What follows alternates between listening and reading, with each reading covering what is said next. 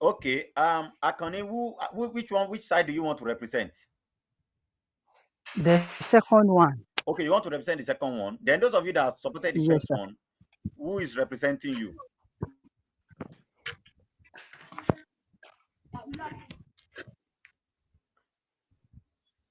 Daramola, which side are you supporting? The first one, sir. Okay, great.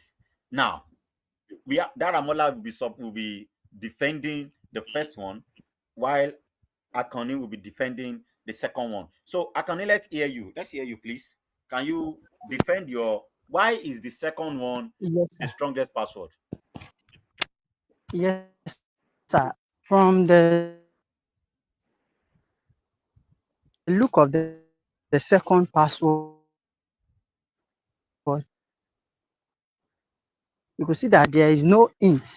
There is no int of guessing what the password may be. The password is a strong one. Okay. We are really, really finding it It difficult has to the hear you. combination of characters, numbers, uppercase, and letters. So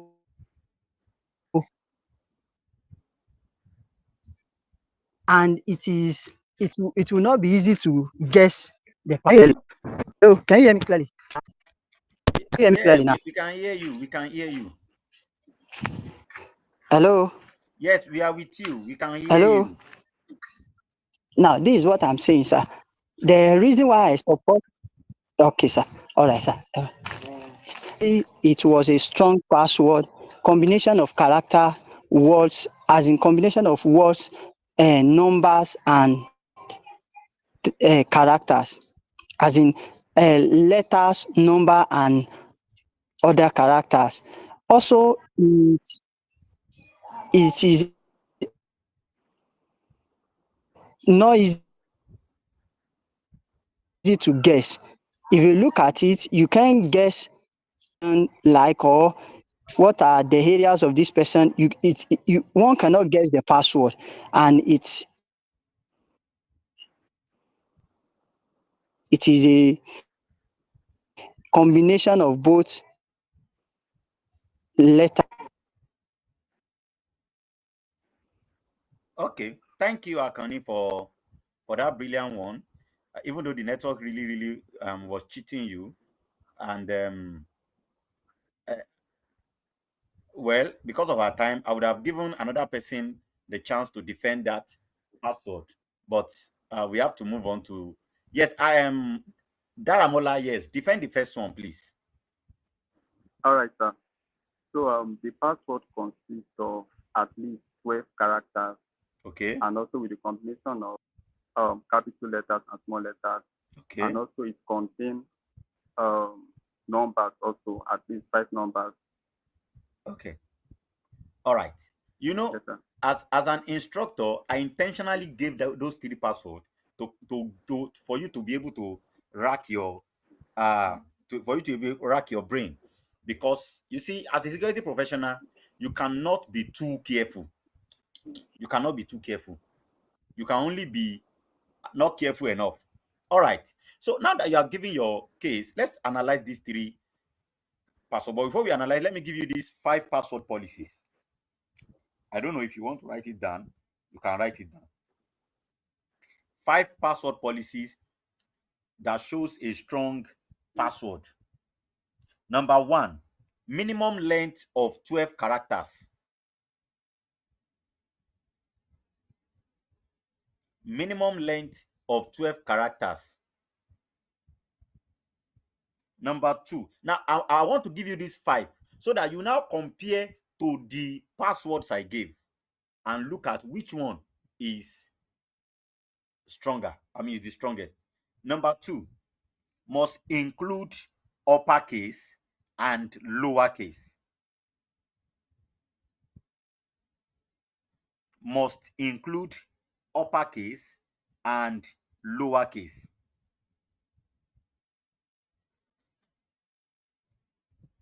Okay, number three, must include special characters and numbers.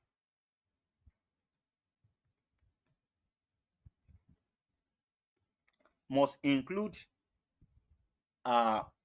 special characters and numbers.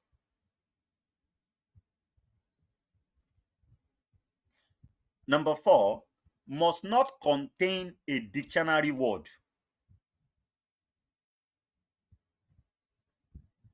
Must not contain a dictionary word.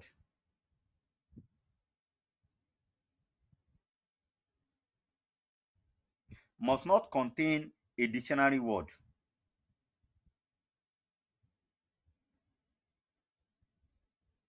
Then number 5, of course, we have many other policies like that, but I'm giving you these 5 because of this class, so that you'll be able to analyze what I just gave you. Number 5, must not be or must not contain a known information of the user. Must not contain a known information of the user.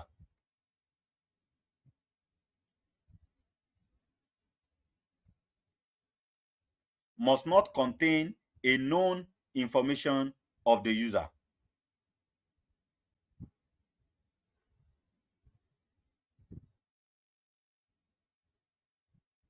All right.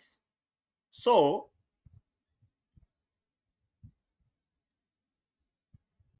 having given you 5 policies of a strong password, do you still stick with your opinion?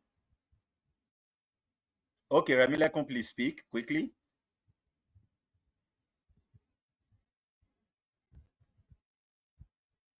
Okay, sir.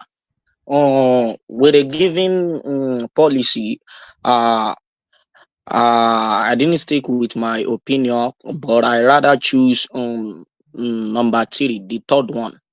The third one. Okay. Yes, sir. Okay. Another person. I'll give 2 more people the chance to tell us if they still stick with their opinion or they want to change. Okay, Oluwatosin, yes.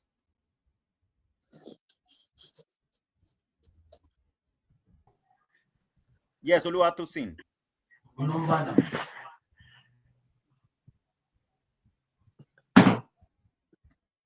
We cannot hear you if you are speaking, please. All right, yes, Gabriel, you can speak, please. So I will have to change my opinion to number 3 too. You are Though the changing your number 2 opinion I to think number before. 3. Yes, yes, because it meets all the criterias. Okay. Okay, let's see. So it Yes, meets all the criterias. I think that number 2 does not meet the criterias of having number in it. okay, yes. Salau Shegun, please speak. So it's difficult to guess, but that one criteria. Okay. Salau Shegun, please speak. Okay, sir. The third one will be the best to go for, since the second one does not have the number and is in the instruction that it must have number. So the second Okay. password does not contain number. So the third password is the best one to go for. Thank you, sir. All right.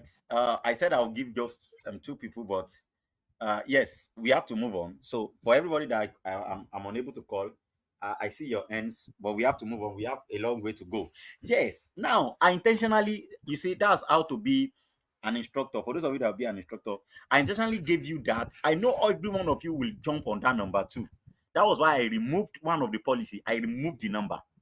If I had added one single number to that number 2 password, it would have been the best password. As a matter of fact, is the strongest. If I had added number 2, I mean a single number to that number 2, but I removed it so that I want you to see how policies work. So in following and that is also how compliance work. When we are talking of compliance, it doesn't matter what you think, it doesn't matter what's your emotion. What we deal with is what is the stated rule. What is the stated rule? That's how a security professional thinks.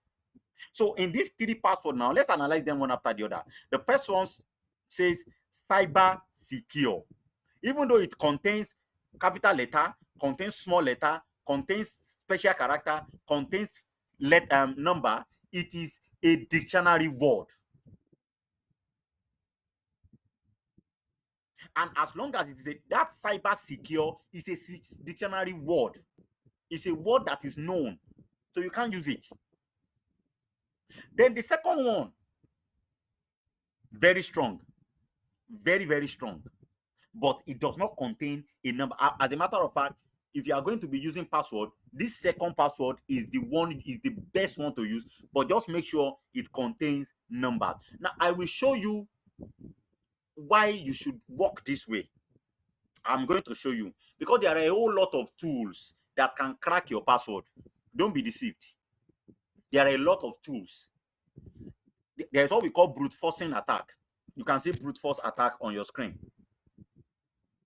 And one of the most popular tool that we use to brute force is John the Ripper. John the Ripper. If you know how to use John the Ripper, you can crack many passwords. Because what they do is, what that tool will do is that it will compare list of passwords, and that's why your password must not be something they can guess. If your password is something anybody or any machine can guess, then that password is weak. Are we together now? So you must make sure that this password follow the password policy. There are many other policies. Another policy is that no reuse of password. Any password that has been used somewhere before, you should not reuse it. You should not reuse it. So we just practicalize why, I mean, the various password that password policy that must be followed as security professionals. All right. So because of our time, let's quickly move on. Managing permission, another way to secure our operating system is restricting access permission to ensure that user only access necessary resources. So you must manage permissions. Not everybody, and that is why most of your operating system, they will give you the option of having multiple users, so that you'll be able to restrict access to users based on what resources they need. So you must manage permission. Then we have anti-malware software. Always make sure that your computer contains of course, many of your operating system, they have follow-come anti-malware, they have follow-come firewall, they have follow-come some of the security. There are a lot of security measures that are on your operating system. A lot. If you search your Windows now, yeah, if you type anti-malware, you are going to see there's a follow-come anti-malware that comes with your devices, that comes with your operating system. So make sure that you have anti-malware software and they are up to date. Very, very important. Very, very important. So that they will be able to detect and help you prevent and remove malware infection on your device. Then configuring anti-malware. Make sure that your anti-malware is properly configured. How many of you have heard this saying that every virus is also every antivirus is also a virus? It's a lie. Let me tell you how it works. Do you know that the drugs or the injection, anything that we use to treat malaria, has a small portion of malaria in it? Of the malaria, every vaccine has a small portion of that thing that you are preventing. They use it to train it. So your anti-malware or your antivirus is configured or is created by adding a bit of what it's going to fight, so that it will be very used to that thing. So if you don't configure it properly, it will become the problem you want to fight. Are we together now? If you don't configure it properly, it's going to become the problem you want to fight. So if your antivirus or anti-malware is not properly configured, it will eventually it will open you up to a vulnerability that attackers can actually exploit. So your anti-malware must be properly configured. All right. Moving forward, secure system setting. You must make sure that you set up your system securely. There are tips on setting up or adjusting the security settings on your Windows. For example, some of you do it very well. You want to download something, then your antivirus is telling you this thing cannot be trusted. Then you go and deactivate your antivirus. You are running a risk. In fact, it's one of the most stupidest thing that a cybersecurity professional should do. If your anti-malware is flagging anything, probe it. Don't deactivate. Deactivating your anti-malware is like your security dog is barking, then you kill it. Your security dog is barking. Instead of you to go and probe why is it thing barking, you now kill it, or you use it to do suya. So that is not a secure practice for you to deactivate your anti-malware because you are in a rush. You want to download the movie, you want to download an application or a software, and that thing is flagging. You say, this thing is disturbing my life. Then you deactivate. That is a wrong thing to do. Absolutely wrong thing to do. Don't do it again. So you must practice secure system settings. All right, moving forward. Windows security features. Now, these are security features that comes with your Windows operating system. For those of you that use Windows, you have seen the user account control. That was what I showed you the other time. Then we have firewall. We have Windows firewall is on your system. If you search firewall, if you are using updated Windows, you are going to see firewall there. Then we have Windows Defender. That's your anti-malware. Many of you have deactivated it. The Windows Defender is the anti-malware on your Windows operating system. Then we have BitLocker. BitLocker is an encrypting tool, a follow-come encrypting tool. It encrypts your file, your disk. And I taught you encryption briefly yesterday. So it encrypts your disk so that it will not be compromised. So you already have anti-malware as follow-come. You already have firewall. You already have the user account control. You already have BitLocker and encryptor. So what else do you need? You understand? So they have given you every facility. Like most of you that are using new version of system, an updated version of operating system, you know that they have given you a whole lot of, you can use your password, you can use your PIN. Like my PC now, you use password, you use PIN, you can use fingerprint, you can use Face ID. In fact, you can use external key. All in the attempt to do what? To keep you secure. So it will now be your fault if you are not taking advantage of all these facilities. So Windows provided this. Likewise, Mac OS has given you Gatekeeper. It has given you File Vault. File Vault is the BitLocker version of Mac OS. So it's the one that encrypts. Then Gatekeeper is the one that serves as antivirus or anti-malware. It's also on your iPhone. Those of you that use iPhone, you have Gatekeeper there. So that is why there are many applications that you can download on your Android that your iPhone cannot download. You know that those of you that use GB WhatsApp, you know that GB WhatsApp is not on Android, Apple. What's the name of their Play Store now? Google Play Store. GB WhatsApp is not on Google Play Store. That tells you that application is not safe. That application came into existence because certain hackers hacked WhatsApp.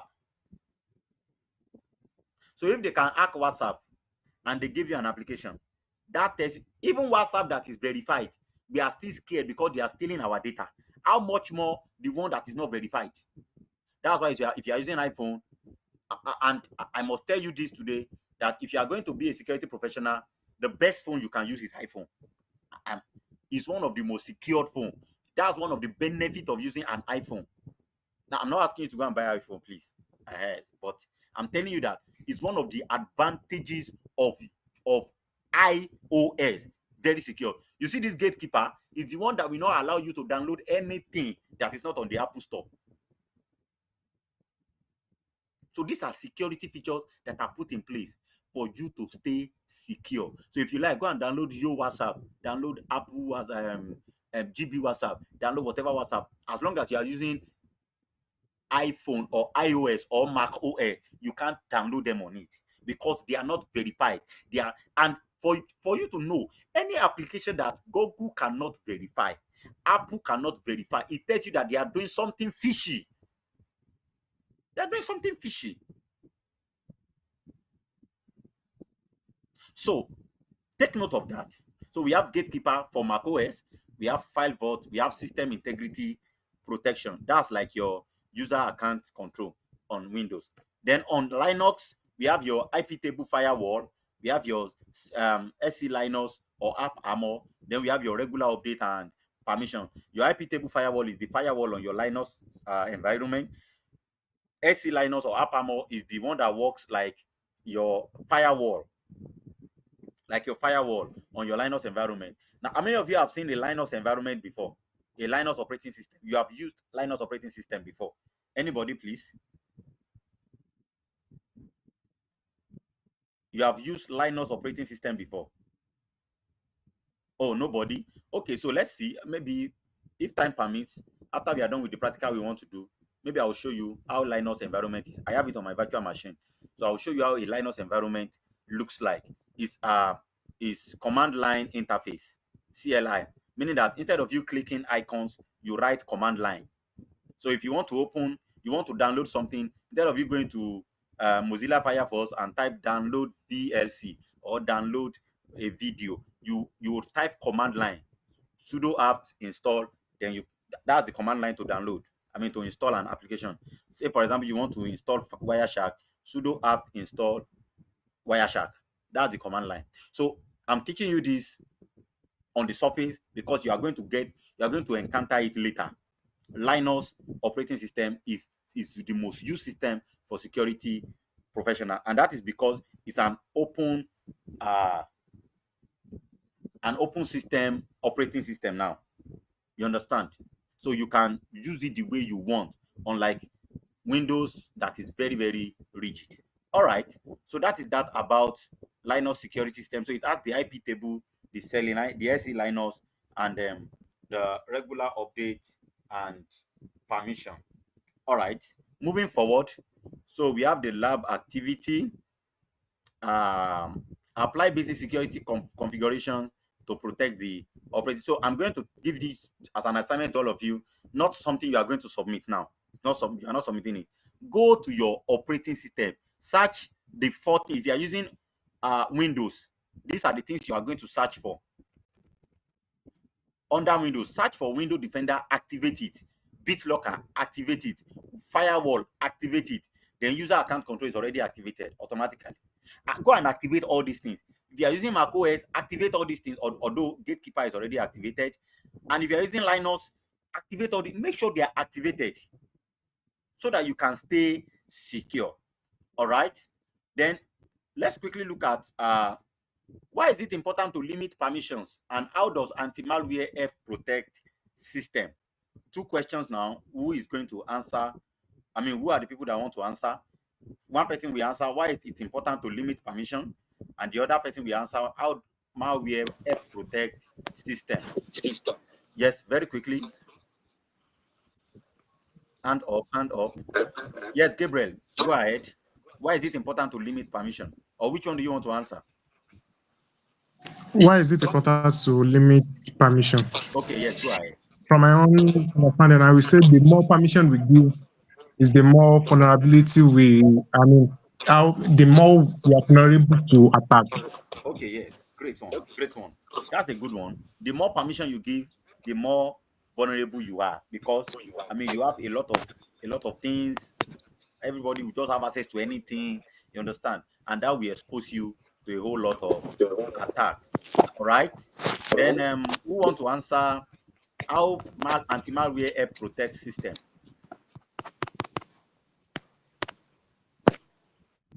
Yes, how anti-malware help protect system? Anybody?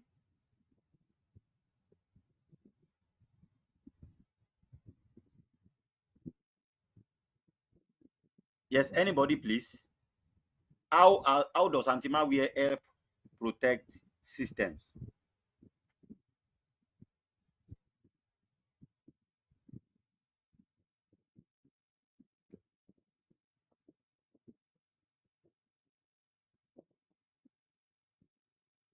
All right. Okay, so of course I explained this thing to you. You have it here. Anti-malware. Can you see it? It it detect, prevent, and remove malware infections. That's the answer. it detect, prevent, and remove malware infections. Detect, prevent, and remove malware infection. That's what anti-malware does. It's just like your antivirus. Do you understand me now? All right. So moving forward, let's look at the OS security checklist. Install updates. Those are the things you should check and make sure that they are active on your operating system. I have already given you those things. Install updates, enable firewall, use anti-malware, and manage user accounts. All right. So a quick one. What is the purpose of user account control? Yes. Yes, Daramola, you can go ahead.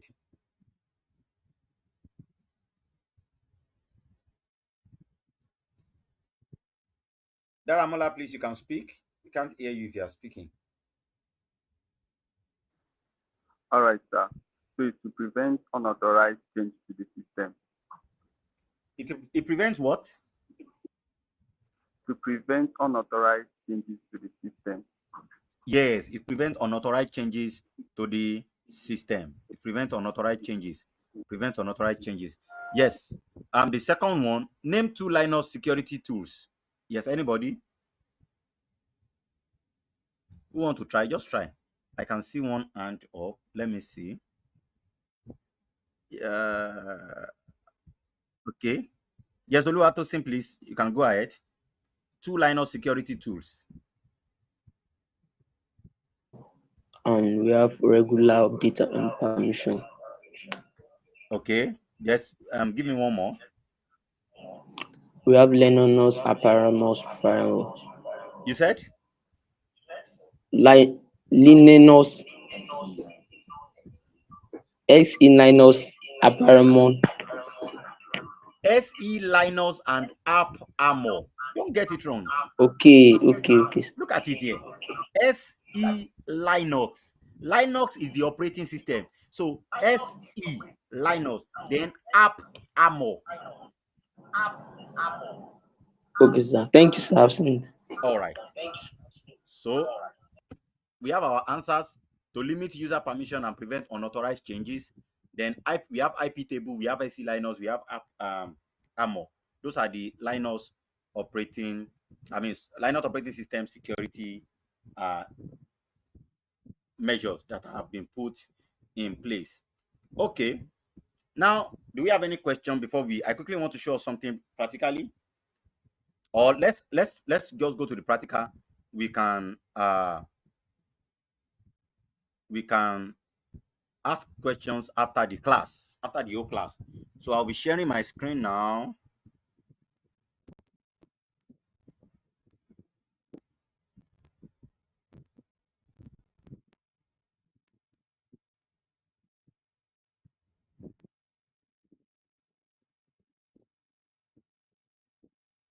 Kindly let me know if you can still hear my voice.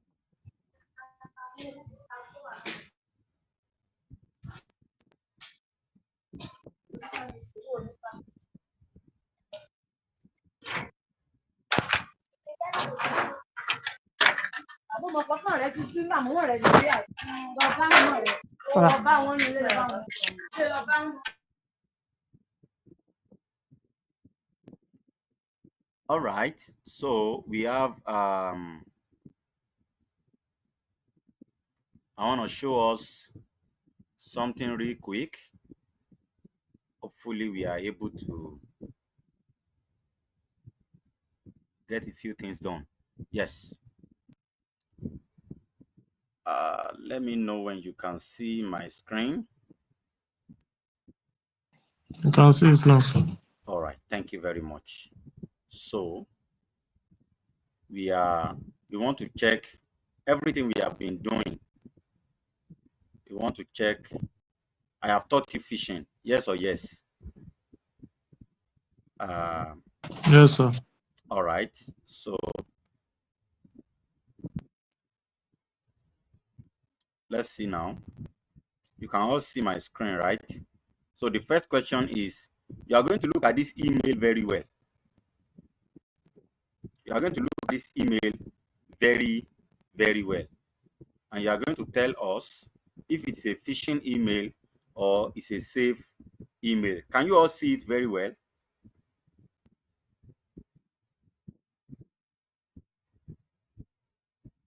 So look at this email now. Is it a phishing email or a safe email? I have taught you phishing. I even practicalized it for you. So look at this email now. And I taught you red flags in phishing. I mean, in phishing email.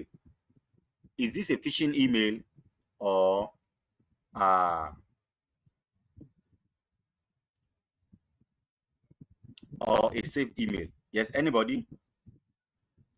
Yes, allow Shagun, please speak. It's a safe one, sir. You are going to tell us why. So as you are answering, Okay, when you hovered on the link, okay, yeah, same thing like the link address was similar to the one they and likewise, I could not see any grammatical error in this place also. okay. Which other thing? That's my own view actually, sir. All right. So thank you. Yes, Gabriel, please go ahead. Thank you, sir. From the look of things here is saved email. Okay. Firstly, we check where the mail is coming from. At the top, we say support at google.com. That is from support. I mean, from Google straight. Then we will check every. I mean, the grammatical error. If there is grammatical error, there is no grammatical error in it, Okay. and the link leads to my Okay. account.google/something.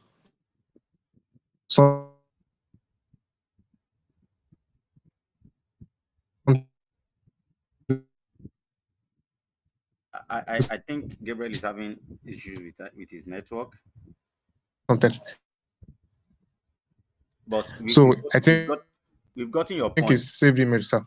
You said it's a safe email. Okay. We have Oluwani Shola. Yes, go ahead. Okay, sir. It's a safe email. A safe email. Um, Okay. all everything, but I just want to speak of what you talked about, speaking of HTTP and HTTPS. So checking this is actually on HTTPS um link, which means the port is secure. Okay. Now all of you have agreed that this is a safe email. Let's see if it's correct. Let before I click it, let me tell you this that you don't need to see all the red flags before you know if it's a safe email or not. At least one is enough. At least one is enough. So you all said the email is safe. They said no, it's not safe. Why? Let's look at the issue.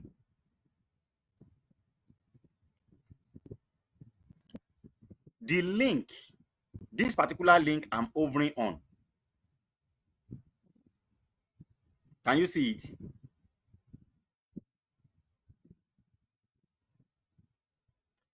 The link actually goes to a different website than advertised. Then somebody will say, but how? Let's show it.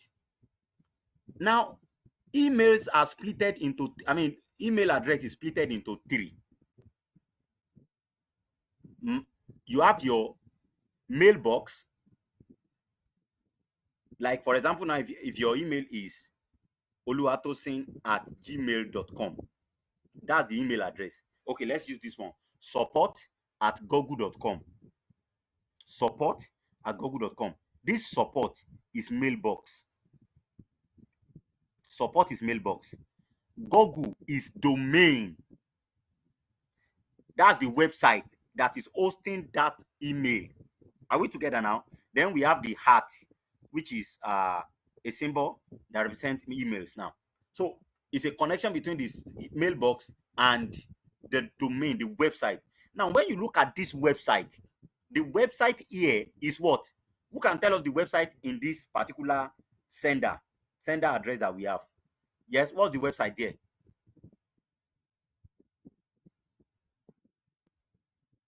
Yes, anybody?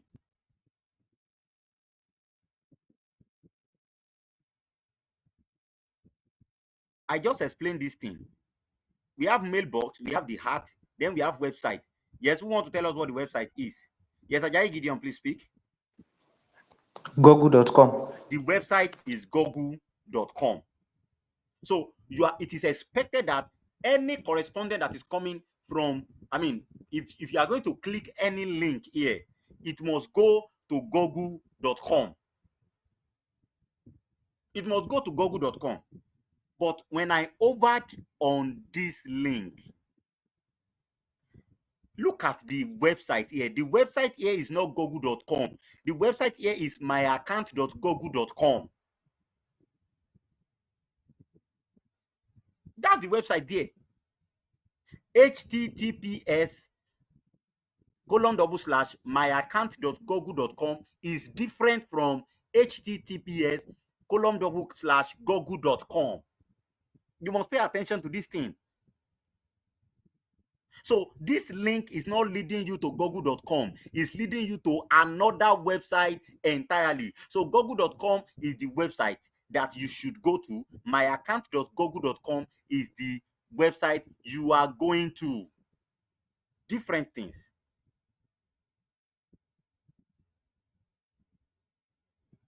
Different things entirely. So the link actually goes to a different website than advertised. All right, we have done so the first one is a phishing email. Okay, next, look at this one. Yes, let me over on the link. Yes, anybody want to help us? Is this a phishing email or it looks safe?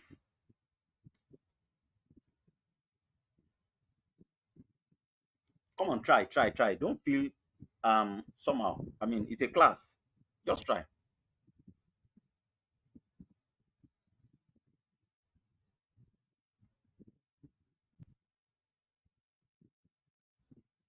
Yes, Gabriel, please go ahead.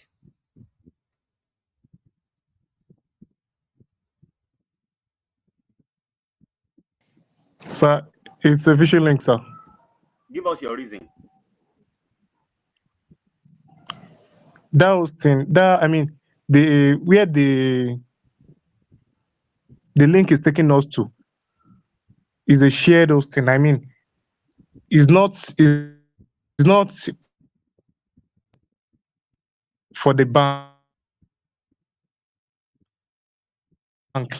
Okay, hold on. Let me help you. I will need to I will need to display in full.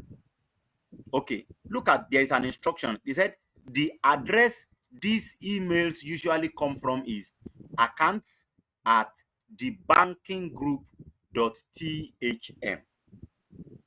Accounts at thebankinggroup.thm. All right. So you can continue your analysis now.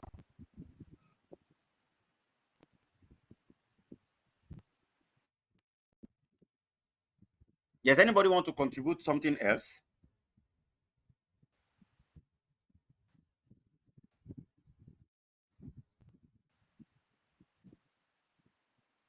Yes, Ajayi Gideon, please go ahead. Is a phishing mail, sir. Okay, give us your reason.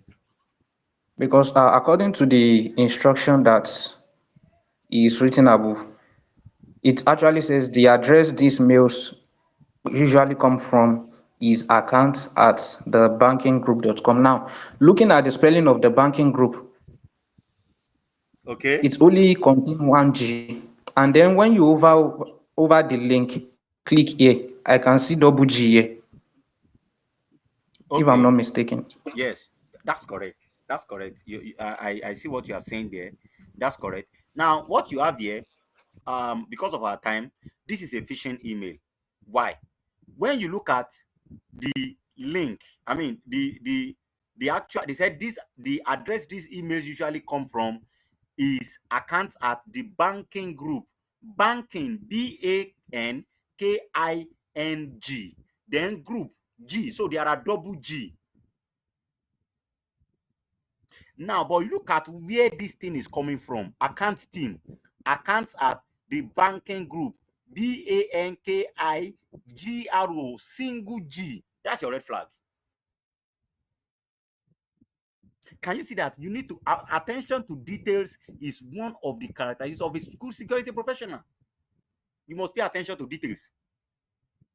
So it's a phishing link, a phishing mail. Let's show the issue. Can you see? There is a misspelling in the domain name of the sender. It only contains one G instead of two. That's the issue. Then let's go to number 3.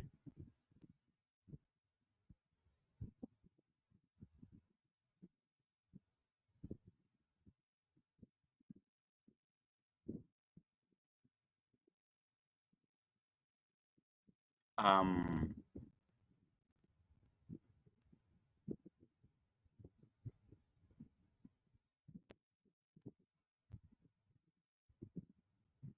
okay, yes. We have the third one. Hello, we haven't seen you in a while. Click here to keep on hacking. The Try Hack Me team. Is this a phishing link, a phishing mail, or a proper mail?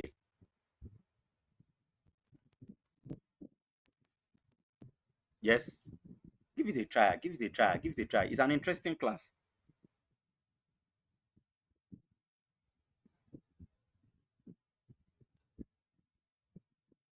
Yes, somebody speak, please. Analyze very well, and I hope you can see the whole mail, right? Yes, sir. Okay, great. Somebody is saying no sound. Can you hear me now?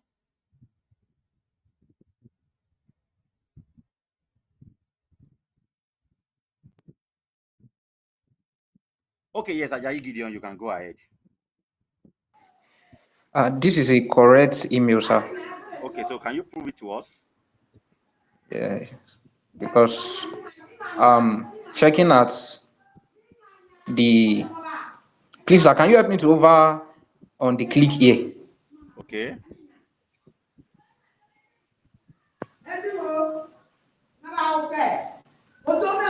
Oh, so I think this is a correct mail because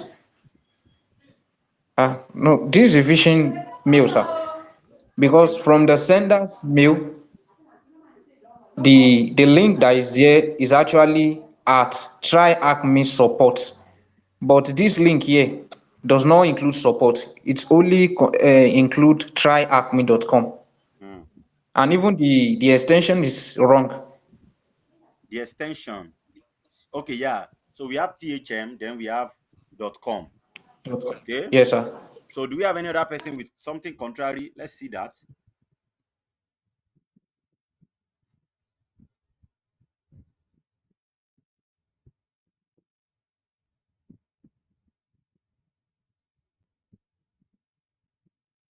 Yes, any other person, please? All right. So since we only have one response, so you said it's a phishing mail. They said it's wrong. And can you read it now? Actually, this is not a phishing email. Sometimes companies have a separate domain name for sending emails, but the link still go back to the official website. So okay, yes, Ajayi Gideon, go ahead. I'm sorry, sir. I have a question, sir. Yeah, go ahead, go ahead, go ahead. You're Like, free. with what is said now, yes, how can we How can you what? I'm finding it difficult to hear you, please.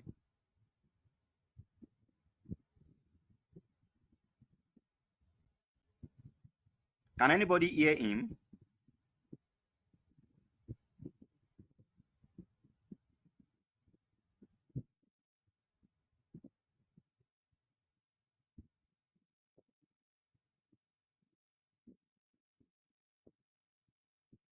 Can anybody hear him, please? Or am I the only one that is not hearing him?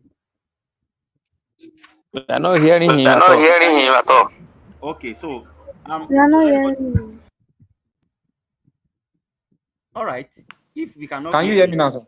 okay, yes, I can hear you now, please. Okay, sir. I said, how can we actually distinguish from a genuine mail that came from a genuine company but have different domain name? That was why I taught you how to analyze link in our first class. Do you understand me now? In our first class, remember, I taught you how to analyze link using you can use various tools. You can use virus total and many other tools like that. So you will have to analyze that link and see if it is what, if it is genuine. But overtly, this particular email really does not have much of, really does not have much of, I mean, have anything that is suspicious. Do you understand that? Doesn't have anything that is suspicious. So you don't have the reason to doubt it. Are we together now? So that is it. Then so it is, this one is safe. Sorry.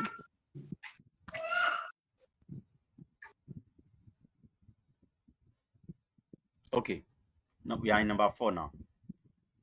So number 4, they said, hello, I've attached the report you asked for.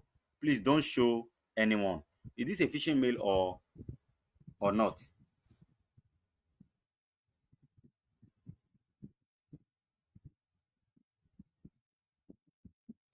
Yes, analyze, analyze, analyze. Yes, Oluwani Shola, go ahead.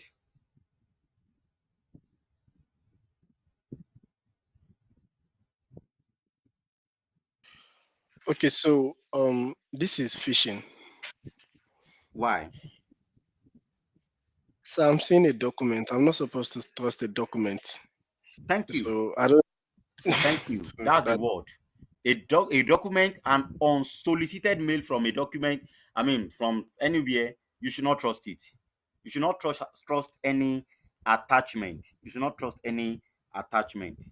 Okay, so let's see if we are correct. Of course, we should be correct. So it's a phishing mail, correct?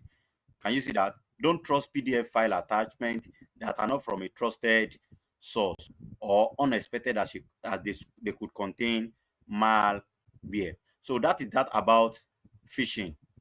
So we have finished this phishing room now. Okay. Then we want to go to hash cracking. Hash cracking. Hash cracking.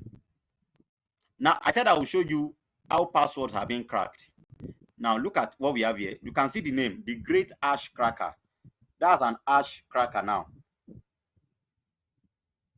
Many of you don't know what hash is. Hash is the unreadable format of your password. Are we together now? Hash is the, I taught you yesterday, I was explaining to you yesterday that when you encode it. So hash is the unreadable format of a password. So this is the hash. This is the hash of a particular password. This is the hash. They now want to crack this hash to know the password. What will they do? This is a tool. So they will just bring a list of passwords. We have the list here now. A list of passwords. And this is why your password must not be something that can be guessed, or something that is in a dictionary, or that exists somewhere, that you have used somewhere. Because if you have ever experienced a compromise before, it tells you that your password is already stored somewhere. So they will just put all the password they can, all the password that they can actually get. They put them in the tool. Then they will ask you to crack it. Now we look at all the list of password now. This is the hash. We want to look for this password that has been hashed, encrypted now, encoded rather. Now, this is a list of passwords. We don't know which one among this one will give us this hash, but we have a tool. This is a tool, a great hash, the great hash cracker. We want to crack that password. So let's see. Then we click go. You see the way it's going? You see? Password found. So we know that The password is what? Try Acme 123 exclamation. This is it. Yeah.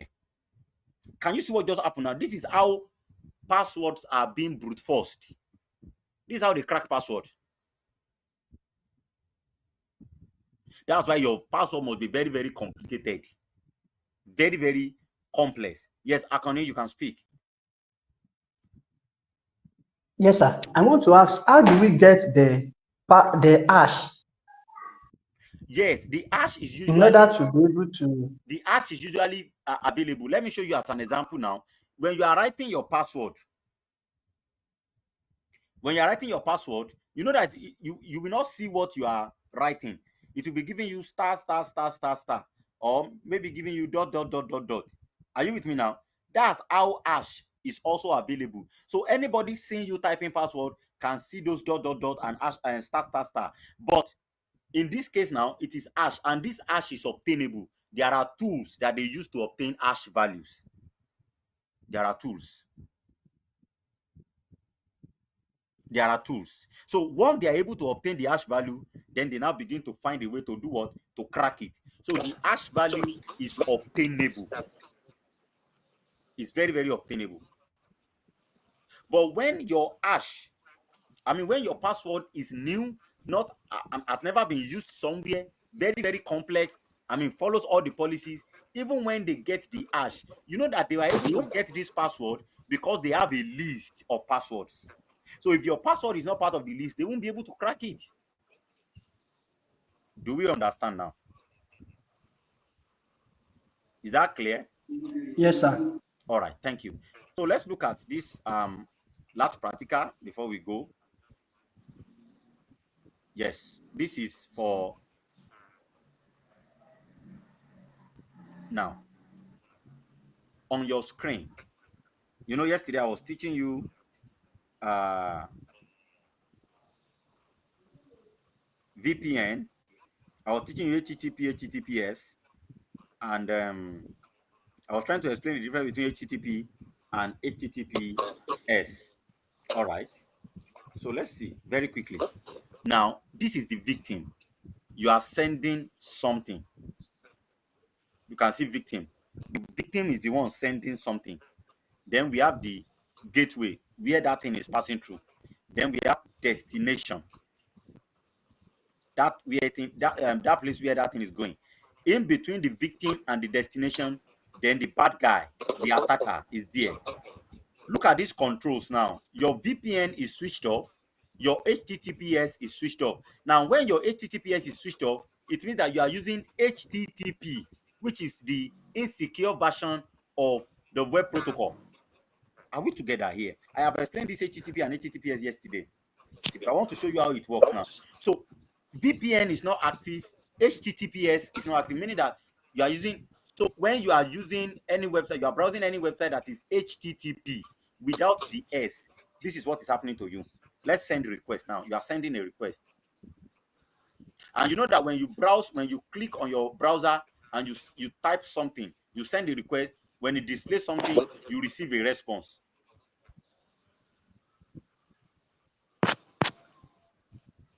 You receive a response.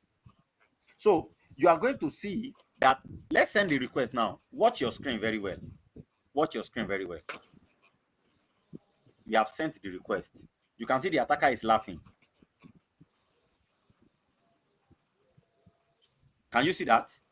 Your request was sent completely unprotected, prompting the server to respond in the same fashion. The attacker was able to intercept both the request and the response, stealing all the transmitted sensitive information.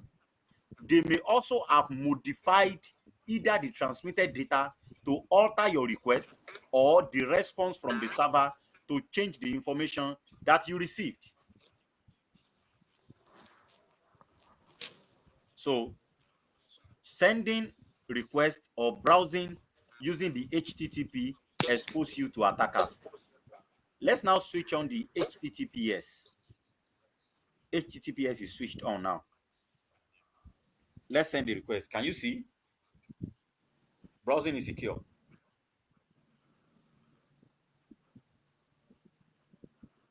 Now, you sent the web request encrypted using the HTTPS protocol, prompting the server to respond the same way. This prevented the attacker from being able to read the captured traffic. However, any traffic that is not web-based may not be encrypted and can be read or modified by the attacker. The reason is that your HTTPS can only encrypt web traffic. So any traffic that is not web-based can still, is still porous, can still be stolen by the attacker because HTTPS is a web protocol. So it can only encrypt web traffic. So meaning that HTTPS alone is not totally secure. All right. Let's switch off HTTPS and switch on VPN. Remember, I taught you VPN yesterday. So let's see how VPN works. You send your request. Okay. Okay.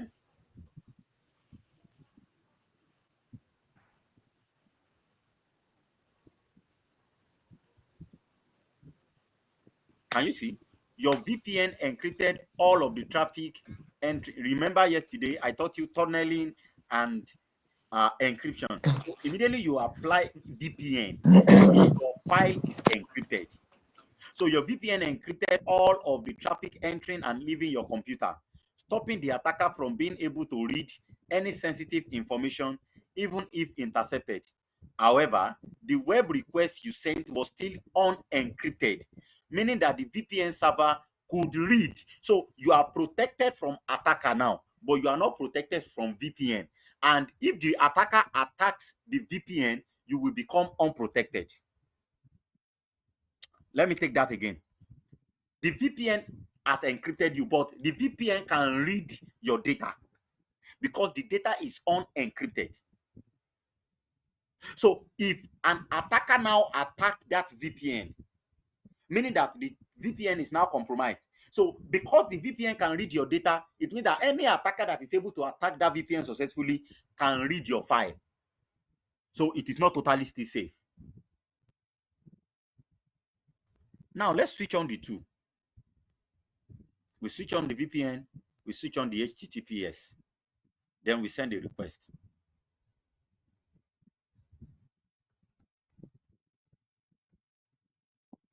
Okay.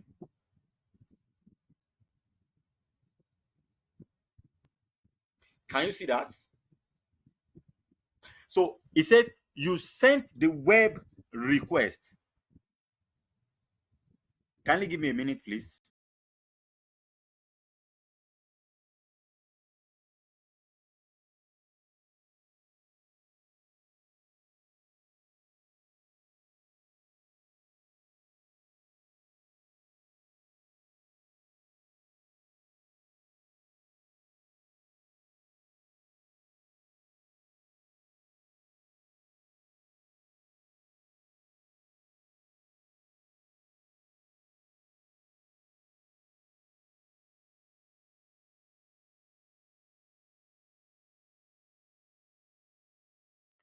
All right, sorry for that break in transmission. I I had to quickly switch off something. All right, so the now that we switch on the VPN and the HTTPS, you sent the web request encrypted. So number one thing is that your file or your data is encrypted, even without VPN now. Okay, using the HTTPS protocol wrapped inside an encrypted VPN tunnel. So your file is encrypted. It is still now inside a tunnel using a VPN encryption tool. So can you see double encryption? So you are protected from attackers before the file is even in the tunnel at all. In the VPN tunnel, you're already protected from attacker.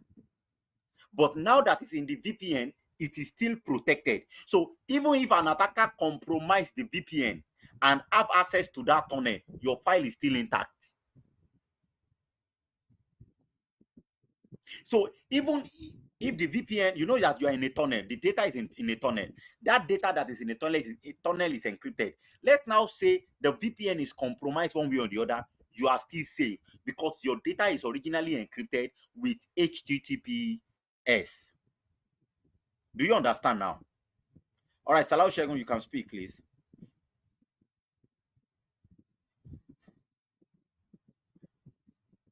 Salau Shegun, your hand is up. You can speak. All right, thank you, sir. I would like to ask this question. You're talking about HTTPS, like Okay. you said that it works on web only. Is it that only files or communications on web are encrypted while HTTP is secured? And for apps like Facebook and WhatsApp, do you need to always use VPN to make sure it's secured, or how do we go about that instead? All Since right. HTTP, since you said HTTP is for website also, All right. Thank I you. hope you understand I my understand question. you. Yes, HTTP is a Thank you. web protocol. HTTP is a web protocol. So HTTPS only works with the web. When you are sending your mail, when you are sending mail, there is another protocol for it. We call it SMTP. When you are dealing with file, we have FTP. So there are various protocols for every data you want to send. Various protocols now. Every data you want to send, there are various protocols for them. So you have to make sure that for every of these protocols, you are using the secure form. You're using the secure version of those protocols. Now, your question concerning social media and all, your social media accounts and everything, of course, you are using app. If you are using the web application, you're using the web app, you know those devices, those platform, they have web app. If you're using web app, you can trust your HTTPS. Of course, these administrators, the builders, the owner of Facebook and all, they have put all this security in place. They have put them in place. But let's now say you want to be more secured, that you don't want anybody to read what you are doing, you don't want them to know what you are doing, then you can use a VPN. That's why a VPN exists. But originally, those applications, they have security feature in them already. So, for example, WhatsApp will tell you that your data is end-to-end encrypted. Do you know what that means? That's encryption. End-to-end encryption. Even though we sometimes you cannot trust these vendors. Some of them can lie. But let's work with what they tell us. End-to-end encryption means that every information, every of your data is encrypted. So nobody can sniff on it. But if you don't trust your vendor, meaning that if you don't trust Facebook, you don't trust WhatsApp, you don't trust all these your vendor, it is still advisable that you will use VPN. Yes, you can go ahead. Yes, Shegun, you can go ahead, please. All right, sir. So does this actually mean that every organizational cybersecurity unit, they use VPN always for their communications file and every other thing? Does Well, it if you mean are that? sending sensitive file across the internet, you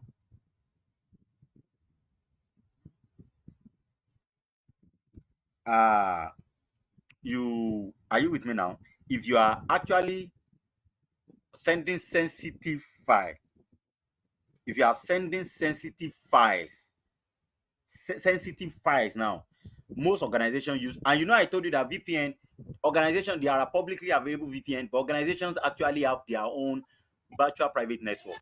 So most organizations that deal with sensitive file, they use VPN most. But there are others, you know, VPN is one out of many security measures you can put in place. So there are many other security measures they can use to still stay secure.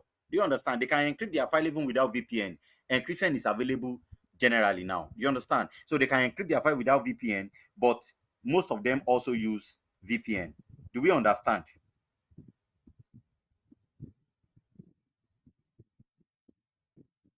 Yes, sir. Yes, sir. All right, thank you. Yes, do we have any other question? We are done with today's class, with today's practical. I wanted to show you how a Linux environment looks like, but I don't know if time will even permit me to do that. because before that virtual machine will come up, may take, okay, let's, yes, we still have about 14 minutes. Let's quickly do that. Does anybody have any question either in the class or in the practical class? Does anybody have any question, please, before we go ahead with what we want to do?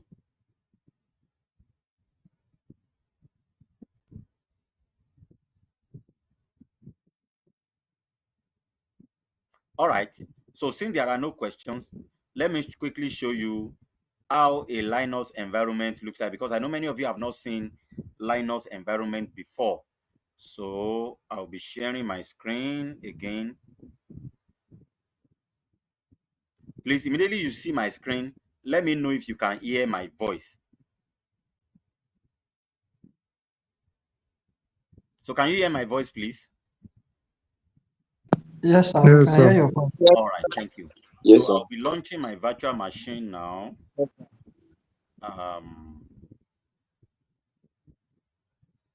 I'll be launching my virtual box. Okay, this is a virtual machine. A virtual box is a virtual machine is another computer on your computer. Do you understand that? So you use it when you want to install some things. I mean, it's advisable for security professionals to have virtual machines. So on this virtual box now, I have one virtual machine, and that is this. I'll power it on. So if I click on it, I'll start. Then it's taking me to Linux. You know, you cannot have two operating systems on your computer, and I need Linux operating system, and I don't want to uninstall my Windows operating system, and I don't have more than one system. So I will use a virtual machine. Are we together now? I use a virtual machine, so I will be able to install a a V an operating system, a different operating system on that virtual machine. So it's like a computer on your computer, a computer on your computer. So it's starting now. You know that this is how your computer will boot. It's booting. This is booting. So this is a version of Linux. We call it Ubuntu. It's a version of Linux operating system.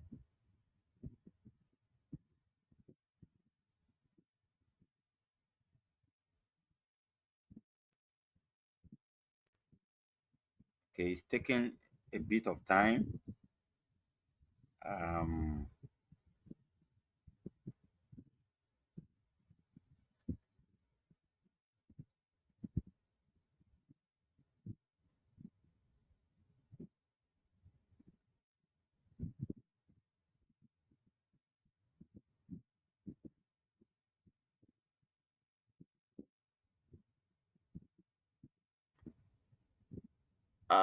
okay, this is kind of a bit slow, so I'm going to be powering it off and restarting it. It's a bit slow. It should not be as slow as this. Let's restart.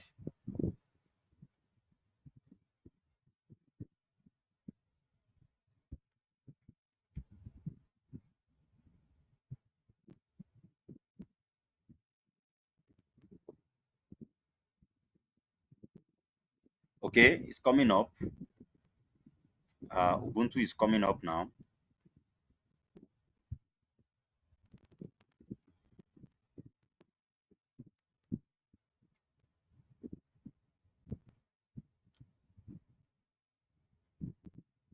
I guess it's actually very, very slow because I'm running too many applications concurrently, and, I really wish to show you. Let's wait for a bit. Let's wait for a bit. So while we are waiting, um,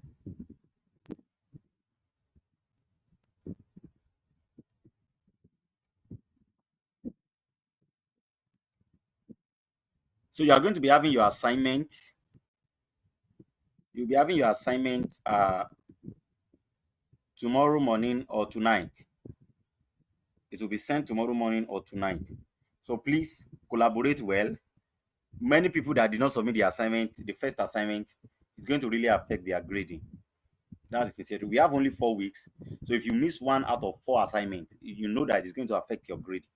So please do well to do this week's assignment and cover up for what you have not done. And don't attempt to send last week assignment on this. It's going to be a new link.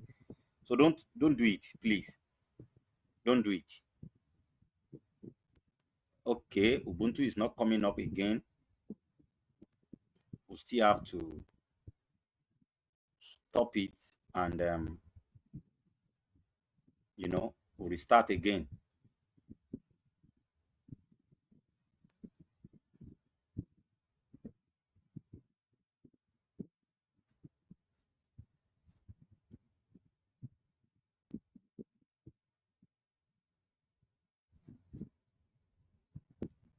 Let's hope it's going to come up now.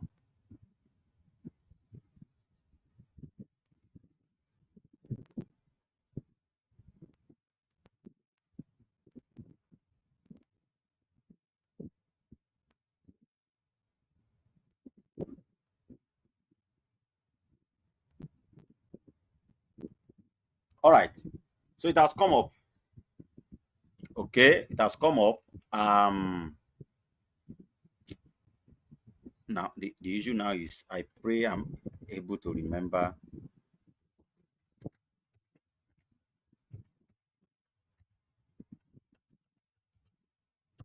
the password. Let's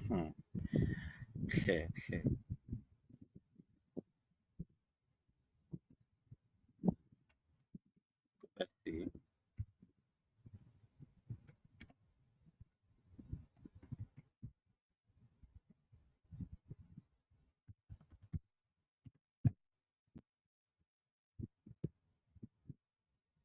Okay, we're having an issue here. I can't remember this password, and I saved this somewhere, but I can't access it now.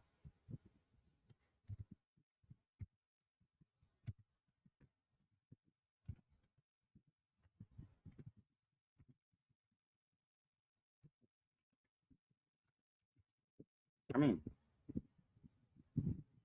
this should be correct.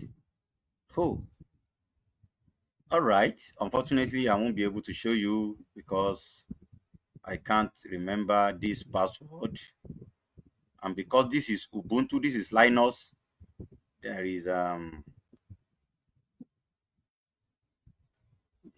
recovering your password is a long process. That is if it's going to be possible. So, pardon me, I'm unable to access my. I can't. It's saved somewhere, but I can't open that email now. It's saved somewhere. I can't open it now. So you have to pardon me. I would have loved to show you the Linux environment. All right. And if peradventure I'm able to remember, I can still show you in our subsequent classes. All right. So with that, we are able to come. I mean, we have come to the end of today's class. You guys said there is no question from your end. All right. So thank you, everyone. Thank you, everyone. Can you? Thank you, sir. All right. So I'll be seeing you next week, Tuesday, God willing. So please do enjoy the rest of your weekend and make sure you do your assignment immediately it drops and study more. The things you have learned today, study more. Are you with me now? Study more, please. All right. Thank you very much. And you can